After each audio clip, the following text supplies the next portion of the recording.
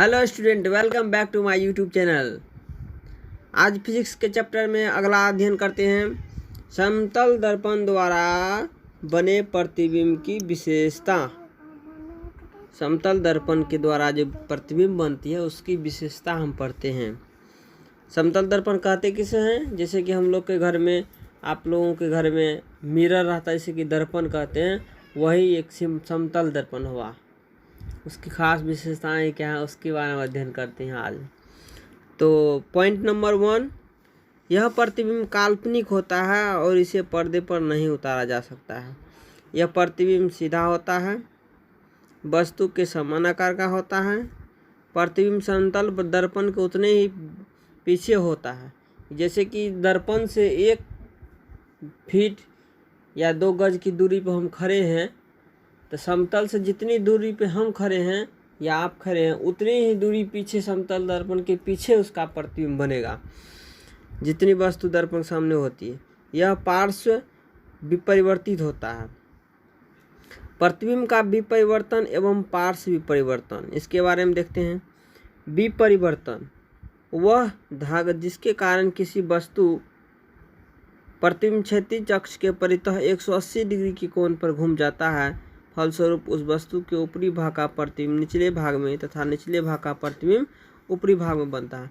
जैसे कि मान देखिए, ये मान के चलिए प्रतिबिंब है ये, और यहाँ से हम 2 फीट की दूरी पे यहाँ पे हम खड़े हैं, यहाँ पे हम खड़े हैं, और ठीक इतनी ही दूरी पर पीछे में यहाँ पे प्रतिबिंब बनेगा। हम इधर जाएंगे तो प्रतिबिंब भी इधर आएगा, हम इधर जाएंगे तो प्रतिबिंब भी इधर आएगा। तो यही कहना हुआ कि 180 डिग्री से वो ऐसा होता है।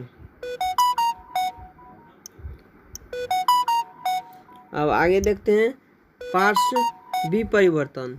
यह घटना जिसके कारण किसी वस्तु का प्रतिबिंब उधर अक्ष के परितः 180 डिग्री के कोण पर घूम जाता है। फलस्वरूप प्रतिबिंब का दायां भाग जो है बाएं भाग में तथा बायां भाग जो है वो दाएं भाग में परिणत हो जाता है। ये विपरिवर्तन कहते हैं। तो अब हम अध्ययन करते हैं मिरर के बारे में। दर्पण, मिरर, दर्पण कहते किसी को है? जैसे कि हम लोग के घर में जो है ना मिरर, जिसमें हम लोग चेहरा देखते हैं, वही वह दर्पण। तो वह चिकनी एवं चमकीली सतह जो नियमित रूप से अर्थात निश्चित नियमानुसार प्रकाश को परावर्तित करती है, साथ ही जिसकी एक सतह रज्जित अवश्य हो दर्पण कहलाता है। दर्पण की एक साधारणतः एक शीशा होता है। शीशे के पिछले तरफ से जब लेयर चढ़ा देते हैं, रज्जित कर देते हैं, तो वो दर्पण कहलाना रहता है। तो वो नियमित रूप से प्रकाश का परावर्तन कहलाता है। जैसे कि यहाँ से हम टॉर्च मारेंगे तो टॉर्च मान के चलिए कि ये दर्पण है, टॉर्च यहाँ से मारेंगे तो यहाँ से ये प्रकाश परिवर्तित हो जाए। सामने मारेंगे 90 डिग्री कोण के सामने तो परावर्तन भी 90 डिग्री के सामने हो जाएगी। अब दर्पण कितने प्रकार की होती है? तो दर्पण जो है 3 प्रकार के होते हैं। दर्पण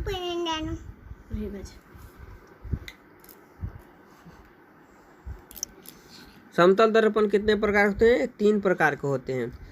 सॉरी, दर्पण 3 प्रकार के होते हैं। समतल दर्पण, गोलीय दर्पण और पैराबोलिक दर्पण। समतल दर्पण, जिस दर्पण की परावर्तक सतह समतल होती है उसे समतल दर्पण कहते हैं। ये है, इसमें हर जगह ये बराबर दिया हुआ है, तो ये समतल दर्पण हो गया। अब गोलीय दर्पण, जिस दर्पण की परावर्तक सतह किसी खोखले गोले का एक भाग होता है, गोलीय दर्पण होता है। जैसे कि ये ऐसा होता है। कभी कभी हम लोग मेला में, बचपन में हम लोग को मिलता है या मार्केट में मिलता है, जिससे कि कर्व बना हुआ हो, तो वह गोलीय दर्पण हो गया। गोलीय दर्पण प्रायः कांच के एक टुकड़े को रज्जित करके बनाया जाता है। अब देखिए गोलीय दर्पण देखेंगे। गोलीय दर्पण कितने प्रकार के? तो गोलीय दर्पण 2 प्रकार की होती है, एक अवतल दर्पण और एक उत्तल दर्पण। अवतल दर्पण, जिस दर्पण की परावर्तक सतह धसी हुई होती है उसे अवतल दर्पण कहते हैं। जैसे कि ये हुआ, ये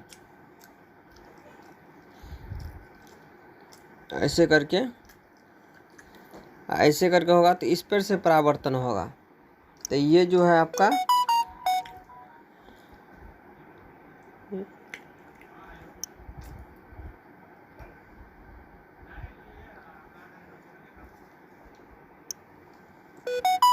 ऐसे करके रहेगा, इधर से घसा हुआ रहेगा। तो ये हुआ आपका परावर्तक सतह, ये हो गया अवतल दर्पण। अवतल दर्पण को अभिसारी दर्पण भी हम कहते हैं। उत्तल दर्पण, उत्तल दर्पण हो के जिसका परावर्तक सतह उभरा हुआ हो, जैसे कि ये उभरा हो, इधर से रजित किया हुआ तो इधर से परावर्तन होगा, तो ये हो गया उत्तल दर्पण। उत्तल दर्पण को अपसारी दर्पण भी हम कहते हैं। अब एक है परवलिक दर्पण, वह दर्पण जो पूर्णतः गोल तो नहीं होता लेकिन परवलिक मतलब कि ऐसे होता है, ऐसे सर्कुलर मोड से ऐसे करके होता है। इसका आधा भाग हो गया, ऐसे ऐसे रहता है, इधर से परावर्तन करता है, तो वो हो गया आपका वो वाला भाग।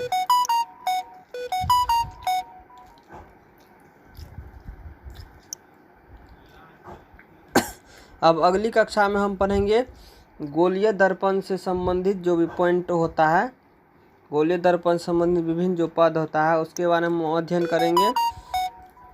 गोलीय दर्पण में क्या क्या रहता है, गोलीय दर्पण में क्या सब रहता है, उसके बारे में हम अध्ययन करेंगे अगली कक्षा में।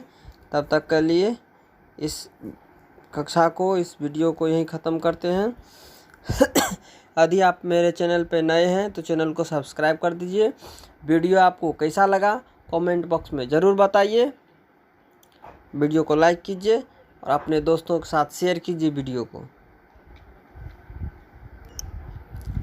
तब तक के लिए बेस्ट ऑफ लक।